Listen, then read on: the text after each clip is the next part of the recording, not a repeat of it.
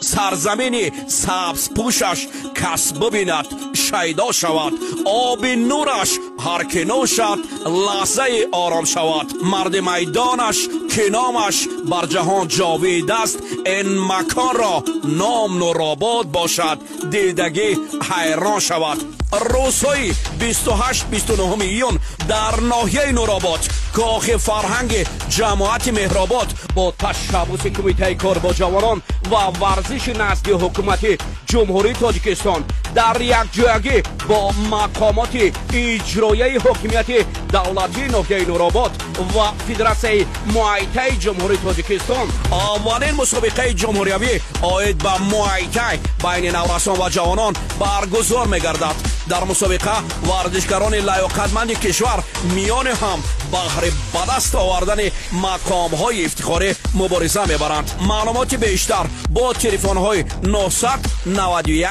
92 93 ورزشکاران را بهر